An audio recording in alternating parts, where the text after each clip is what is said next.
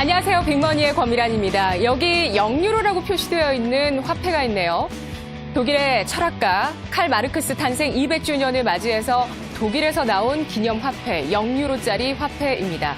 이 화폐는 이 마르크스의 고향인 트리어시에서 제조가 된 화폐이고요. 0유로이지만 3유로에 판매가 됐습니다. 이달 16일에 발행한 초도 물량 5,000장은 모두 팔렸고 추가적으로 2만 장을 더 발행했다고 하는데요. 트리어시 측은 이 화폐가 자본주의를 비판했던 이 칼 마르크스의 자본주의 비판의 상징을 의미한다라고 이야기했습니다.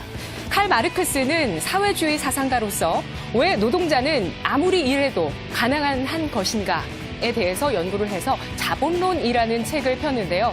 그 책 안에는 자본가와 프롤레탈리아, 노동자 계급 이렇게 두 가지 분류로 사람을 분류했습니다. 0유로짜리 화폐이지만 이러한 희소가치 때문에 앞으로 이 화폐 가격은 올라갈 가능성이 높겠죠. 여러분은 이런 생각 해보신 적 있으신가요? 화폐를 만드는데 관리하는 데 드는 비용이 과연 얼마나 될 것인가? 생각보다 굉장히 많습니다. 한국은행에 따르면 2016년에 화폐를 제조했던 비용은 1,503억 원, 이 중 동전을 만드는 데 드는 비용이 537억 원을 차지했는데요. 이것을 관리하고 유통하는 데 드는 비용을 보태면 더 비용이 커질 수밖에 없습니다.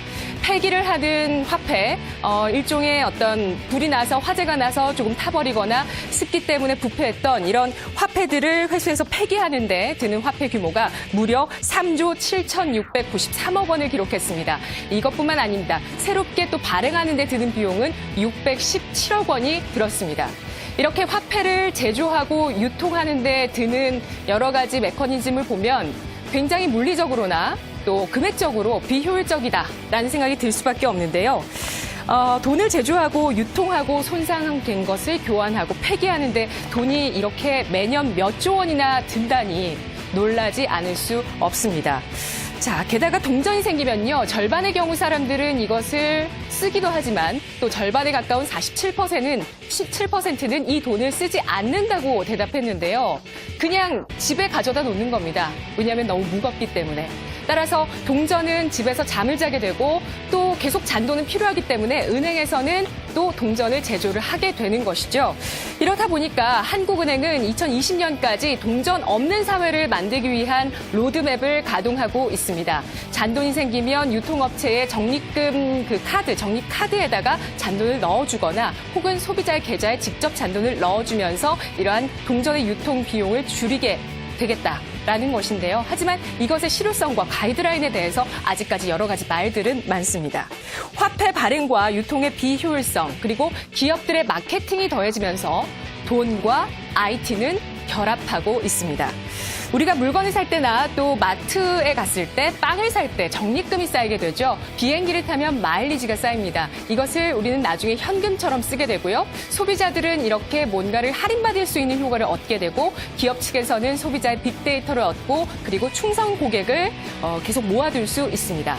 그리고 이 포인트들을 한꺼번에 통합하는 그런 어플, 플랫폼도 요즘 많이 생겨나고 있고요. 그리고 휴대폰으로 광고를 보면 돈이 쌓이거나 휴대폰을 가지고 걸어 다니기만 해도 한 걸음에 1캐시씩 쌓이는 그러한 리워드 앱도 굉장히 많이 늘어나고 있습니다. 사이버머니 월급만이 아니라 이런 다양한 사이버머니들이 많이 생겨나고 있네요. 그리고 기업 쪽에서는 뭐 쓱페이라든지 삼성페이, 엘페이 이런 식으로 페이 시스템을 만들게 되는데요. 이것이 있으면 휴대폰만 있어도 신용카드에 여기에 등록을 하고 지문을 등록을 해놓으면 지갑 없이도 돌아다니면서 돈을 쓸 수 있죠. 기업 측에서는 여기에 광고를 하고 사활을 걸고 있습니다. 자, 연초 급등하면서 대중에게 많은 각인을 남겼었던 김치 프리미엄의 암호화폐 역시도 머니와 IT가 결합한 그러한 것이라고 볼 수 있는데요.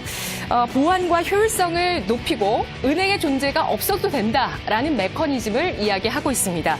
화폐 발행권은 사실 국가 통치력 때문에 돈이 이렇게 많이 들어도 국가의 어떤 통치력 때문에 사실 정부에서 또 중앙은행에서 포기할 수 없는 그러한 권리인데요. 하지만 이런 암호화폐는 이제 누구나 정말 좋은 컴퓨터가 있거나 매우 어려운 수학 문제를 풀 수 있으면 이 암호화폐를 발행시킬 수 있습니다. 버블 논란이 있고요. 그리고 또 실제 결제나 또 송금, 국제 송금에 있어서 이것을 적용시킬 수 있을 것인가. 여기에 대해서는 여전히 논란이 많습니다만 지금 미국, 중국, 영국, 스위스, 에토니아 이런 여러 가지 국가들에서 이 블록체인 기술에 대해서 적극적으로 도입을 하고 있고요. 그리고 각 금융사들, 글로벌 금융사들도 이것에 투자하기 시작했습니다. 자, 이것이 지금 또 암호화폐 시세에서도 나타나고 있는데요.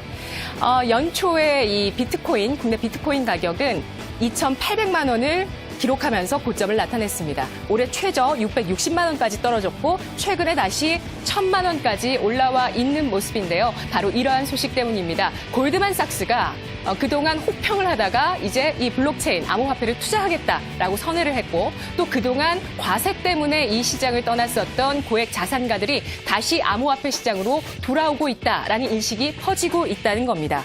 국내 기업들의 블록체인 도입 현황을 살펴보겠습니다. 삼성 SDS, 또 SK텔레콤의 SKCNC 이런 기업들이 물류의 블록체인을 도입하고 있습니다. 따라서 이 물류 시스템에서 정보를 주고받고 위조를 막는 그런 플랫폼을 블록체인을 통해서 만들고 있고요. 그리고 하나생명이나 네이버 카카오, 특히 네이버 카카오 같은 경우는 ICO를 국내에서는 불법이기 때문에 해외 쪽에서 ICO를 하는 것을 지금 시도하고 있습니다. 이 밖에 해외에서 미국 월마트에서는 IBM과 손을 잡고 신선 제품을 유통하는데 어디에서 만들어진 것이고 어떠한 제품인지 모든 이력을 관리하고 소비자에게 전해줄 수 있는 그러한 투명성이 있고 신뢰감 있는 이러한 블록체인 기술을 도입하고 있는 현황입니다. 자, 돈과 IT가 결합하면서 나타나는 우리 사회의 변화 좀 주목해 보시는 것이 좋을 것 같습니다. 생각보다 빠르게 우리 생활 속에 깊숙이 들어올 수 있는 돈과 IT의 결합. 중국에서는 이미 지갑을 가지고 다니지 않고 휴대폰만 가지고 결제하는 세상이죠. 자, 이 시각 주요 경제 뉴스 오상혁 아나운서 전해드립니다.